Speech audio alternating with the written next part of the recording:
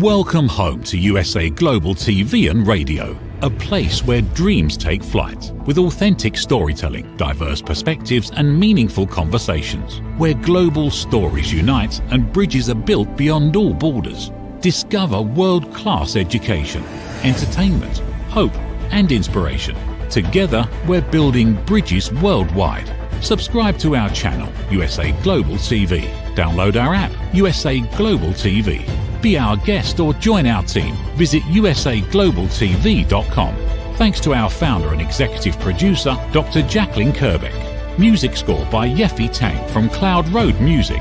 Voiceover artist Mike Porter. Creative direction by Paul Garcia. USA Global TV and Radio. Your home for global connection. All rights reserved. This video and its contents are the exclusive property of USA Global TV and Radio. Unauthorized use, duplication or redistribution in any form is strictly prohibited.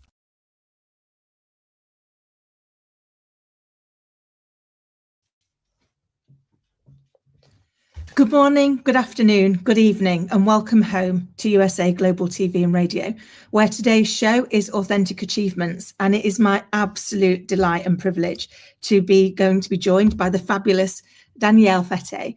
She's the co-founder and CEO of FetTech, where she combines entrepreneurship with a passion for transforming healthcare. She's dedicated to pushing the boundaries of regenerative medicine by developing FDA-cleared medical devices that help the body heal itself. Known for her commitment to transparency and always putting patients first, Danielle focuses on finding natural solutions for some of the toughest injuries, diseases, and trauma. As a leader and innovator, she's passionate about creating meaningful change in healthcare and inspiring others to rethink what's possible when science, innovation, and patient care come together. And she's genuinely one of the loveliest human beings as well. So Danielle, welcome. Thank you for having me. Oh, it's an absolute pleasure, my lovely. I always love our conversations and I love the impact that you're having in the world. But could you bring that to life for us, for the people that haven't had the privilege of meeting you yet? Sure. I'm a nurse and I got into medical device years ago, 20 years ago, met my husband, and together we formed our company FetTech. He is an engineer and builds medical devices that me and my teams introduced to clinicians to use. And we're in the regenerative medicine space, which is just the most phenomenal thing ever, because it's a way to treat and heal patients without just slapping a Band-Aid on it or just doing another surgery. We're actually getting to the root cause and fixing the problem and healing patients naturally, which I'm all about. Anything natural, anything that's really safe to use. So we have FDA cleared products and we're used in hospitals and trauma and burn. We're used in aesthetics and we're helping people as best as possible. Wow.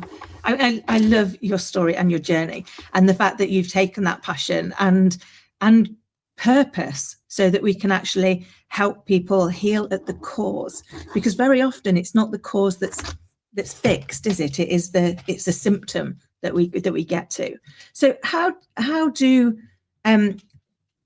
what you do differ so significantly in helping people identify that cause and then fix it?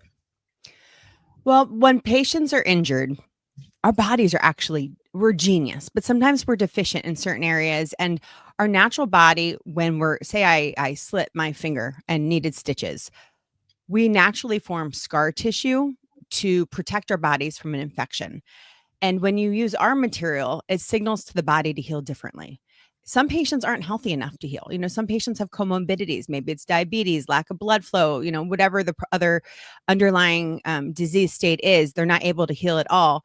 But when they use our material that we invented, it signals to your body to heal differently. And then it gives your bodies the tools and instructions it would need to heal without scar tissue and heal really fast. But healing is just one aspect of it. It also helps minimize the pain and just really accelerates the healing. So patients that may not have had hope, that have been in hospitals for months with like an open infected wound, we're now able to heal and get discharged rapidly. But what I'm super excited about is taking this technology one step further. And now we're looking at ways to help patients where there's no other hope for them.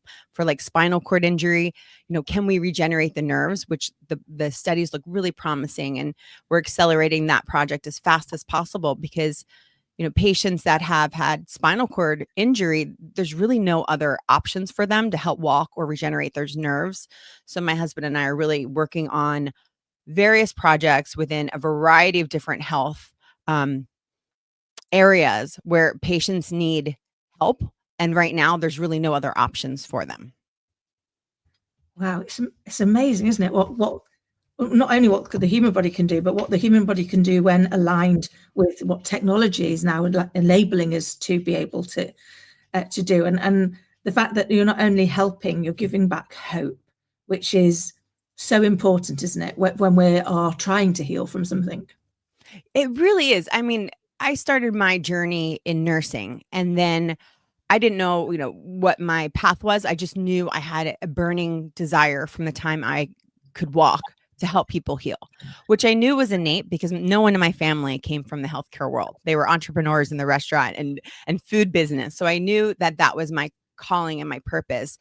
When I met my husband, though, the two of us together, it felt like this magical fairy tale of healing, because I'm like, you invent what kind of products, and how does not everyone know about this? And then I realized very quickly that that industry really takes over the market. It's a huge money, huge profit. And at the end of the day, all these companies in the healthcare space, including hospitals, it's corporate. It's about the bottom line. It's about the revenue. And my husband has such a special soul and cares about people as deeply as I do. And early on, we just said, you know what? We can't work for others anymore because they're never going to put the patients first. They'll tell you they're putting the patients first, but at the end of the day, it's about the revenue. It's about driving stock up, or it's about getting acquired. So we did this on our own because we just knew that we could advance medicine, invent more innovative products, but also get them to the patients that need them faster than any other company could. So we went on our own in 2012 and started FetTech, and it's been quite the journey. It has not been an easy road, but now looking back, I'm just so grateful we did it.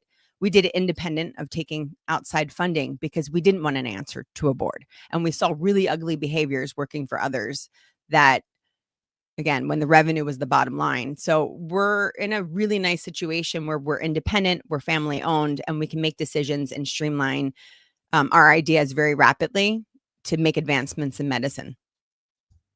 Amazing. And I can only begin to imagine that it was not an easy journey. Entrepreneurship never is. But entrepreneurship, when coupled with medical and technology, must bring with it its own unique set of challenges, I imagine. I think for any human, knowing that you have answers and that there's someone loved one that needs you, it's this pressure that I can't describe, because you have to stay within the law. We're FDA cleared, so there is laws, and I am the kind of empath that wants to help everybody. But that can't be. I have to be very aware of what I'm doing, how I'm operating, how I'm assisting people to be within the law so we don't get shut down. But like I said, I'm also an empath. Like I can feel people, I can feel people's pain, their emotions. So I really have had to lean into faith, spirituality, grounding myself, really self-improvement in all forms, just to be able to survive, because the amount of emails and people reaching out that have been in catastrophic accidents, it's very overwhelming. And I have to keep my eye on like each moment, each day, doing the best I can, but it can definitely be overwhelming. I love that. And I love that you share how important self-care is, because that's often something we don't talk about as entrepreneurs or business owners. And yet it's so vital, isn't it? We do need to have that self-care, make sure that we are refilling our cup, particularly if we're in a role where we are empathetic with people and we do take on the impact of what's going on in their world. Yeah, I've seen miracles every day in working in the hospital. And at some point you realize there's so much more than what we're able to wrap our heads around, like our purpose and our mission here on earth. And people may have different beliefs around the world, but I do believe that when you're happy and you are meeting your needs and really open to expanding and growing and learning through different situations, that you're going to be able to serve others better. But you have to it's like putting your oxygen mask on first. You have to take care of yourself. Even in parenting, in a relationship, entrepreneurship, like if you do not take care of yourself, the rest will not follow. You will not feel happy. You will not feel successful, no matter how much money you make in entrepreneurship. So I could preach this all day long. It's lessons that I have learned through trying to muscle through things. But when I paused and realized that to survive in this industry and this journey, that I had to really dig deep and take care of myself, that's when all the doors opened. I love that. And that journey so resonates, Danielle, because I used to be dreadful at self-care. And I never really understood the put your own life mask on first until I had my child. And I realized that actually, if I didn't put mine on, then who would help her if I got hers on it and didn't? So perhaps I'm a slow learner, but it made me then realize actually you've got to be intentional with that self-care and see it not as selfish, see it as actually is important, because if we're looking after ourselves, then we're going to be better able to support those around us. And I'd imagine that's even more prevalent in the kind of work you do, because you're dealing with people who need such help and they need such care. Mm-hmm. And mind, body, and soul works all together when you're talking about health. So no matter how successful we are, if I'm sick or if I develop a disease, I'm not going to be able to serve and fulfill my purpose of helping more patients heal. And I did have some struggles with health issues that got me on my knees and said, okay, what do I need to change in my life? And it could be simple steps, whether it's really hydrating and drinking enough water and prioritizing sleep, or taking 30 minutes to yourself unselfishly, like being okay with taking 30 minutes to do whatever you need to feel better. But I was forced to have, and I think a lot of people are that lean into faith and spirituality a lot. It's because you've been forced to have no choice but to do something different than the way you've been doing it. And it's really, it's not only helped me in my health, but it's helped my team and it's helped our business. I think you're right. It very is often when the platform you're on is burning that you have to find that other platform, or you lean into everything else that's around us, as you say, spiritually, mentally, physically. It's the whole combination, isn't it, of making sure that we are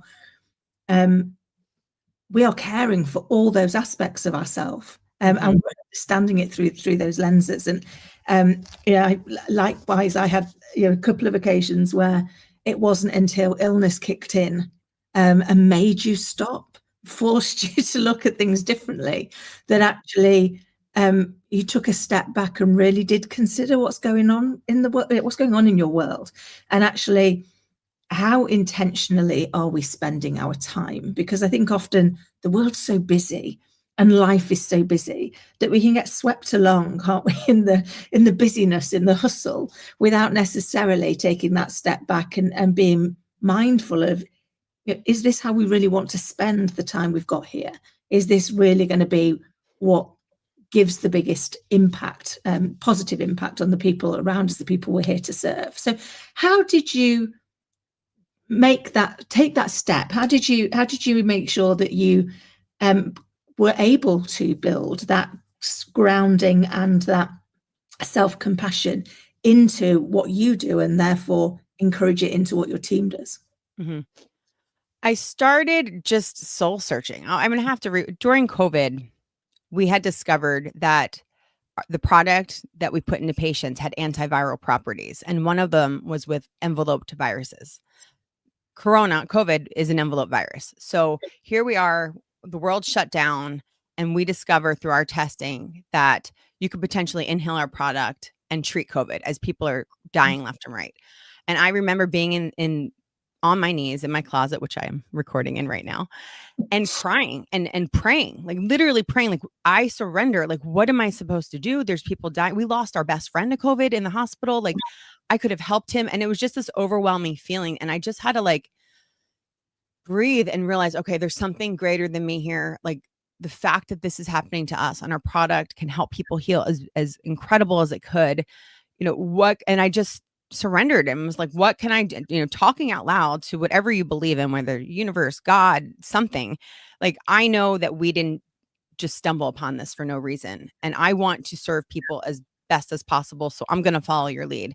And whether it was a podcast, a book, a meditation, a certain workout, I made a commitment, and every single day I'm working to expand and get better, to learn myself more, to be as authentic as possible. And that word, it's hard because sometimes we think we're being authentic, but we have trauma. Everyone has trauma from childhood or that we're not aware of. And, kind of releasing that. So I wasn't as timid to like put on an act or say what I thought other people wanted to hear and not be a people pleaser and just be so true to who I am so that I could help as many people as possible.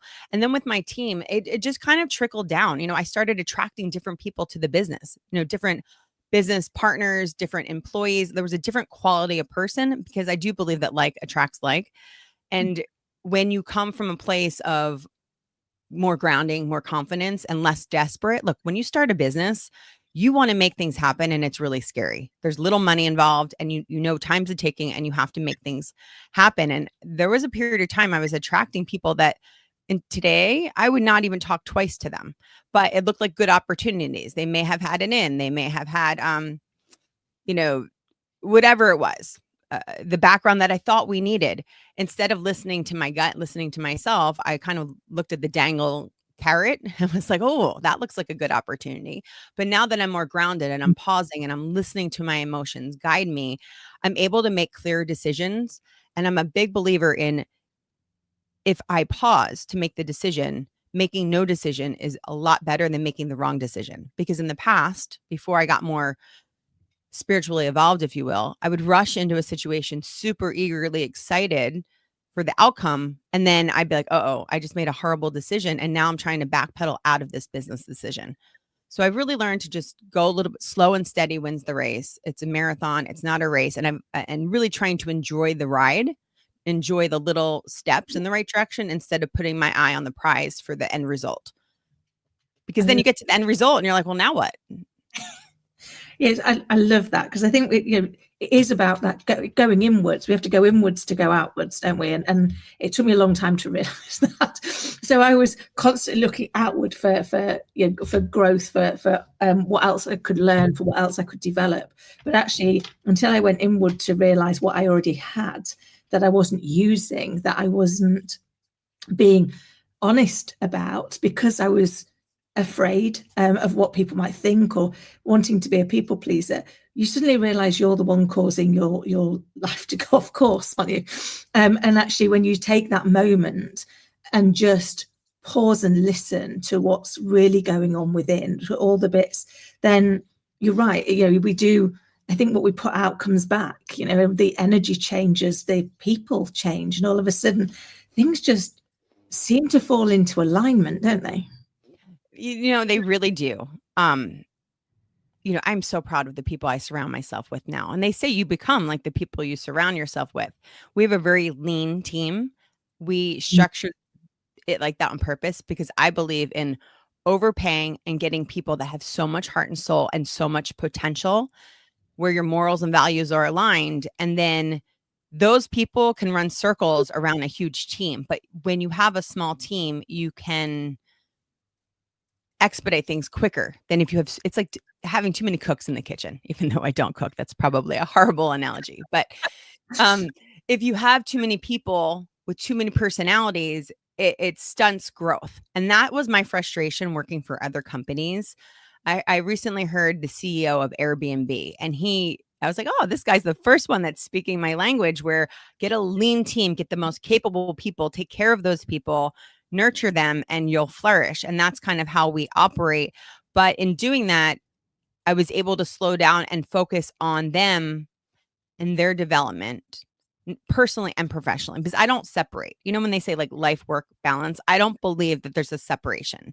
If you're doing what you love, it kind of all blends together and that's just a part of you.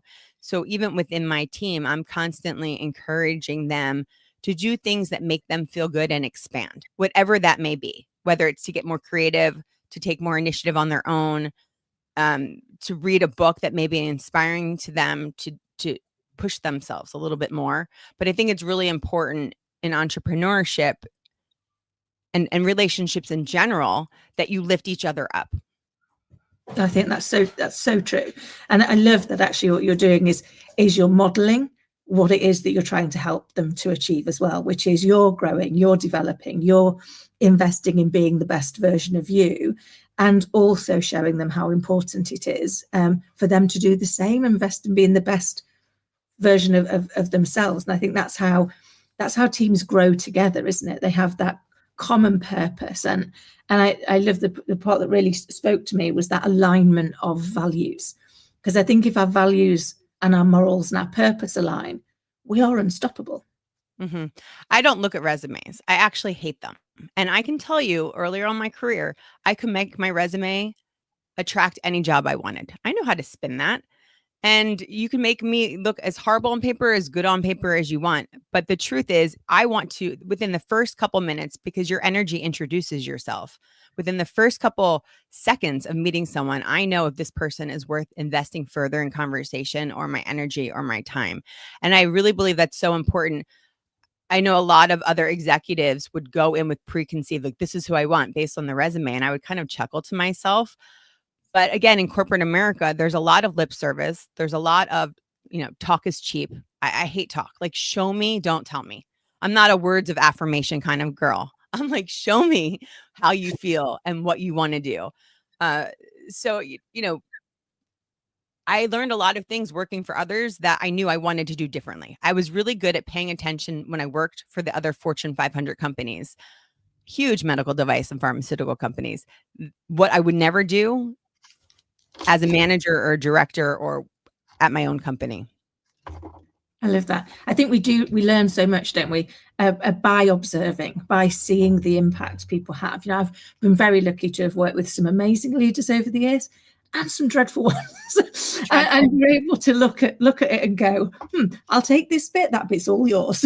It's like, yes, you can keep that. And I think it does help us shape how we're going to be and who we're going to be as a leader when we step into who we are. Mm-hmm. And I think for many years, I was in corporate in the UK and in financial services, and kindness it wasn't a skill that anybody thought was particularly solid. Neither was curiosity. And yet actually kindness and curiosity, in my experience, are the things that open the world up for us. They allow us to learn more without judgment. Because when we're curious about what somebody else knows, when we're curious about what happens next, we're not passing judgment. We're just interested. How important do you think things like curiosity and kindness are in your team?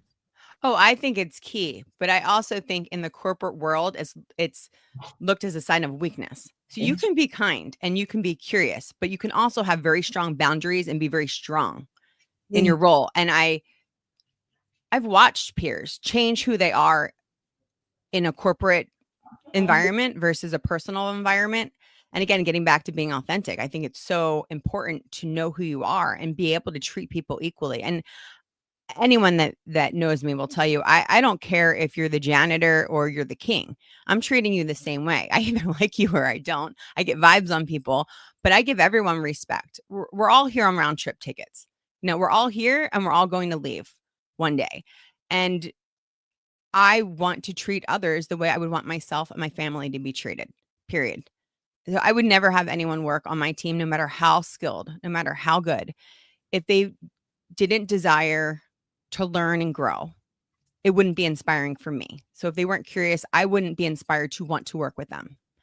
And if they weren't kind, there would be zero chance, because I'm kind and they represent our company. So I need to trust, I don't micromanage, that they're my voice and they're the reflection of our company when I'm not around. Now, look, for other people, maybe kindness and curiosity is not important. So you're not going to hire those kind of people. But to me, it is crucial, absolutely crucial. I love that. This is why we get on so well, because we are completely aligned on this. And I think for me, we have, with so many of these things, as you say, kindness and curiosity were often seen as we badge everything, don't we, with the soft skills, which always makes me smile, because it's like, if they're really soft skills, why do so many people find them so hard? It's like, but they actually are more difficult to do. It takes courage to be curious, because it means that you are willing to say, I don't know all the answers. And that's not something that has been prevalent in leadership for too many years, is it? Yeah, I just feel like those people have a lot of insecurities and a lot more work to do. The people that boss other people around and are not respectful, in my opinion, or they don't treat people nicely, that's an element of fear. that they have. And that's an element of insecurity and them having to prove themselves. And quite honestly, I don't want insecure people around me. I mean, look, we all have things that we could work on to become more secure. That's a part of being human. But when you're treating people poorly and bullying them to get ahead, or you're stepping on toes to get ahead, that to me is unacceptable. And that person is dangerous, because what that tells me is that person will do whatever it takes because they're insecure and they need to prove themselves. So there's an unpredictability pattern around that type of person that I do not have the time or energy, and I'm not willing to gamble on that kind of person. No, I think that is so valid, because if you have got a person who is willing to be unkind, who is willing to step on people, and what they're not willing to do is the inner work to be more grounded, to fix that insecurity, then that's like having a bull in a china shop, isn't it? You just don't know where the damage is going to come, but you know it's coming. It's coming, but also you're damaging the company, because when the focus is trying to prove yourself or one up someone to get ahead, then are you really aligned with the mission of the company? If my goal is to genuinely help people and move our medical device technology along and educate as many people as possible through social media or through clinicians, and I have someone who's just trying to prove themselves, that is taking away from our mission as a company. So I do think it's really important. And I have seen leaders hire people like this because of their experience or their contacts, but you really have to ask yourself, what are your goals in life? And my goal is to like what I'm doing and be happy while helping others and financially being successful. And I believe you can have it all. And I don't want robots. Those same people that are insecure and are assholes to other people. Hopefully I can say that on here. But those people are not going to challenge authority appropriately because they're too worried about going up the ranks. And, early on in my career, even when I didn't really have a big title, I would look at the way they were doing things and I would see strategically better ways or a faster way to get to the end result. Really, I'm really creative and I'm really strategic. And I was not afraid to speak up respectfully. I would say, I have this idea and this is why I think it's going to work well. And I would watch my peers just yes, authority. Yes, yes, yes, yes, yes, because they wanted a promotion. But if you really believe in yourself, like I'm betting on myself and my talent, you can respectfully challenge or come up with new and better ways to do things. And I think that's the beauty of a team, is people to have different perspectives and not be afraid to speak up and change. I love and thrive in change. And I think that's very important in the world to move things forward, because if you keep doing things the same way, nothing's ever going to evolve. That's so true. And almost the only constant in life is change. We're ever evolving. Every day is different. Technology is advancing. The world's moving around. So unless we start to get, as I often think as a leader, one of the greatest skills you need is to get comfortable with the uncomfortable, because it's going to be uncomfortable. Where things are going to not go the way we expected. Things will go the way we expected. But actually what our teams look for is our consistency. I remember working for one organization, and it wasn't until things went hideously wrong that I actually really completely got everybody's buy-in. And they said that was because when I first started, everything went well. So they were like, well, it's all right for her to be this kind and this happy, when we're on the happy path. But let's see if she changes when things go a little bit askew. And the fact that I didn't was when they went, oh, this really is who you are. I was like, yeah, this really is who I am. And it's going to be the consistency of what we do that helps you build that trust, that stability, that psychologically safe space for our people to flourish. And by return, because we get our energy from their energy, for us to flourish. Would you say that's fair? Oh, I love that. I think one of my biggest superpowers is being uncomfortable, and being totally okay with making a mistake and owning it. And that stems from me being dyslexic.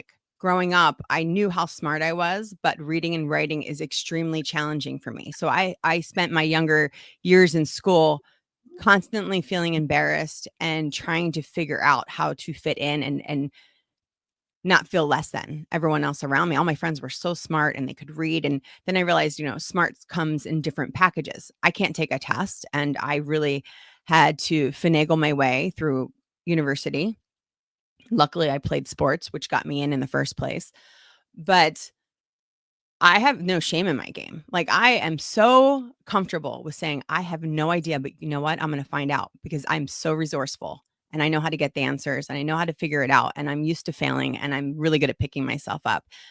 And I love that about me. I wish more people were comfortable with trying and being okay with messing up. I think, like I said, I think it's just a superpower from growing up and being dyslexic, but it's definitely helped me today. I love that, because we do all have strengths in different spaces, and often the way we're driven in society doesn't allow us to feel whole if we're not the same as other people. And it reminds me of a story about Henry Ford, he took the Chicago Tribune, I think it was, to court for libel when they basically were telling everybody that he was an uneducated buffoon.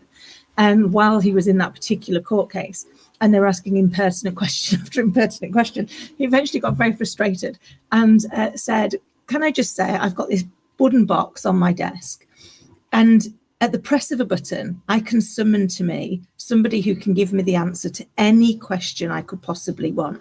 So why would I need to crowd my brain with that knowledge? And at that point, he won, because they realized that that's not the answer of an uneducated buffoon, but quite an educated man who clearly knows. And I love that with your natural resourcefulness, you're able to do that. You're able to take all the skills that you've got that make you you and utilize them to bring in the right people that are going to be able to give you the information that you need. And actually where your skill is in orchestrating that strategy, in kind of gathering the right resources around. Would that be fair? No, I think I'm not sure Different. if we've lost. Yeah, we're not meant to all be the same. And what is unique about you is your superpower. So if you find out what am I different at than everyone else? How am I different? And then you tune in on that and use it as a superpower. That's what makes life so beautiful. But the problem is with social media, we're constantly comparing ourselves to the snippets of other people's lives. You know, we all put on social media what we want to portray of ourselves. And that's just like one sentence in a whole book. And then we're trying to keep up with everything we see on social media. And that noise can really be damaging. I had to learn how to put that away, because I would compare, other companies and where they were at. And I'm like, oh gosh, I want to get there faster. And it's just really important to pay attention to all that and not compare yourself. Even in parenting, the one-up game, like, oh, well, that kid's playing soccer all year round. Maybe my kid's not. Maybe we're going on vacation. Oh, my kid's going to be left behind. And it's just so easy in today's day and age to get lost in keeping up or being cookie cutter like. But we're not meant to be on this planet to be cookie cutter like. That would be so boring if we were all the same. It so would. I mean, it would just be the dullest thing, wouldn't it? We wouldn't learn anything. We wouldn't grow. And as I say to my little girl all the time, that our job in life is to be a better version of ourselves every day. Not a better version of anybody else, not better than anybody else, but how was I yesterday as me, and how do I improve that today so that I can add more value to the people that are in my world, that are either people that I'm serving or family and friends, or the people that are around me. I said, because we need to understand that actually we are meant to be different. We are all perfectly imperfect. And actually that imperfection very often, as you said, is our superpower. The bit that makes us different is the gift we've got to share with the world. So how do you take that first step? Or how did you take that first step to going, actually, I'm gonna fully own who I am? I love the statement you made, there's no shame in my game. That's amazing. How do you get there? I mean, I'm not as confident as I desire to be. It's something I'm always working on. There's no shame in my game as far as owning when I make a mistake or I don't know something, because that's just the way I grew up. That's the way I was programmed. But there are other insecurities that I may have. I want to make people happy. So I've had to learn on social media, there's going to be people I can't please. If I'm just fully myself, I'm going to attract the people that need me, that need my services, that need to hear what I have to say. And it's just like reprogramming. But I also do work, meditation. I do like hypnotherapy stuff on different apps just to reprogram my brain, because subconsciously I know there's stuff lingering in there that could be holding me back. And I really want to see the best version of myself. And when I start doing that work, the meditation, the hypnosis, the self-help, anything, whatever you call it, I do see quicker pathway to where I want to be in business. Yeah. But I don't think anyone is 100% confident in every area of their life, but I'm slowly picking away things that, okay, I'll give you an example. Social media, Instagram. When I would do a story, I would shoot the story like 7 times. And then my brain would be like, is that okay? Am I going to offend people? Did I sound right? Did I get the message across? And then I realized the first take, whatever comes out of my mouth, that's what I should be posting, because that's authentically me without trying. And you know what? My engagement went up and I could feel the audience relating to me more than when it was contrived and I was trying and practicing. So just like little things, the more you can be yourself, the more people crave realness. There's so much fake baloney out there nowadays that I really think that the people that are going to get ahead in life are going to be as real and raw as possible. I love that. I so agree. I think, the thing that people are craving more and more is connectivity. And that to feel connected, you've got to trust if the person is who you think they are. And it made me smile when you were saying about your Instagram. I'm so been there. One of my 42 takes of saying something that's like, just send the first one out. Nobody cares if your hair looks okay or if the sun was in your eyes. It's whether or not the message resonates. It's whether or not actually the energy that you're putting out through it is going to be received in the way that you want it to be received. And I think you're right. I don't think there is anybody that is 100% lacking in any self-doubt, but I think that probably wouldn't be very healthy because you've got to be able to continue to question, to continue to grow, so that you keep that perspective, don't you? Yeah, absolutely. And I'm always trying to push myself, like wherever I feel insecure or uncomfortable, I'm like, I'm going to try that.